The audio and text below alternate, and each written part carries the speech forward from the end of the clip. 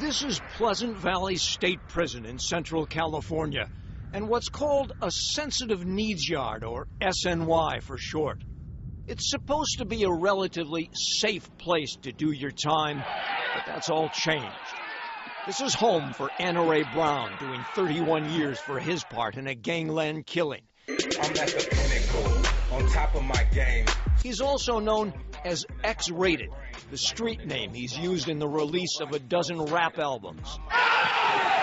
In this video obtained by Fox 11 News, X-Rated, here in the black pants, is attacked by two knife-wielding inmates who want him dead.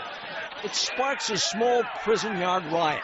He's slashed 7 times but survives. In this incident report, X-Rated tells investigators, "It was Northern Riders who stabbed me." Northern Riders, who use the Playboy Bunny as their symbol, are a prison-based gang composed of dropouts who left other gangs, came to an SNY yard seeking protection, and then formed a new gang. And the SNYs have gone from a haven for safety to a den of predators, says Central California gang investigator Robert Clayton. I've had inmates request to go back to the main line, the general population, because they were more afraid of these SNY gangs than they were of the gang they left prior. So we have guys that ask for protection all the time off of a protection yard. In this case, these Northern Riders, all lifers, were allegedly extorting X-Rated to force him to produce a rap album of their own. Investigators say Northern Riders, who also use a falling star as their symbol, grew from 6 members to 800 in a decade, making it the fastest growing SNY gang. But Northern California investigator Mike Brody says, not the only one. All over the state. There are dropout gangs for every ethnic group and every territorial group. Brothers by choice, sucker free, independent riders, cutthroat family, bad news banditos. Since the 1990s, the list has grown to more than 24 SNY gangs. Some have disappeared. But investigators say there are now SNY gangs at 22 of the state's 33 prisons. That's up from just 2 SNY yards that were first established in 1998. Gang investigator Billy Idroso worked the San Diego prison beat. They're dangerous because what people don't realize is just because you're a dropout, it doesn't mean that you lost that mentality. You know, you still have that gangster mentality.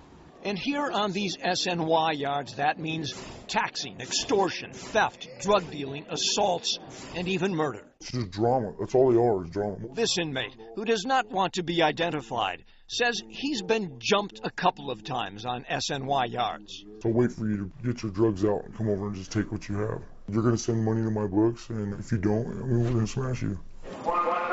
Ironically, these SNY, or protective custody yards, are supposed to be safer than the main line. It was a movement.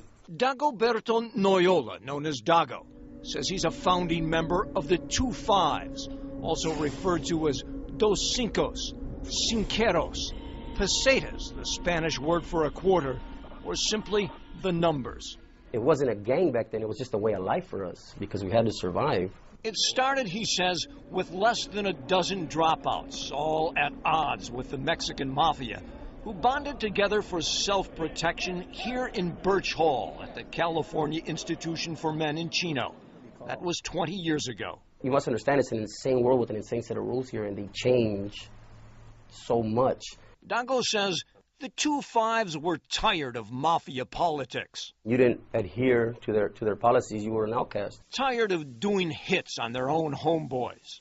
A gang is a gang. We're supposed to be a brother here, but it's like pretty much everybody throwing everybody under the bus. And tired of paying the mafia a 1/3 cut on all the drugs they sold. Nobody likes anybody else in their pocketbook. The 2-5s, now the largest SNY gang with 1,500 members and associates, set up their own list of rules discouraging unwanted attention and homosexual activity, and demanding respect for each other, free of ridicule, and dedicated to wiping out the more established prison gangs.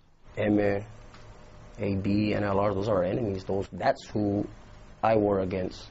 The 2-5s grew along with an expanding pool of recruits as a record 30,000 inmates dropped out of their gangs during the past 12 years, all tired of traditional prison gang politics. They're tired of getting used. You can't trust nobody. Your best friend will be the first one to stab you in the back. Investigators say SNY gangs are more appealing with a structure and leadership that is loose. They're interracial. Members are allowed to flip in and flip out. But prison investigators warn the game is still the same. Making money and controlling the yards. That's led to an unprecedented number of riots and injuries on the supposedly safer SNY yards. I think it all boils down to is you can't take that gangster out of that gangster lifestyle. And investigators agree, here on the SNY yards at California prisons, there's a whole new evolution of gangs. What is even more frightening, say those who are following this phenomena closely, is that the influence and violence of the SNY gangs is already bleeding out into the streets.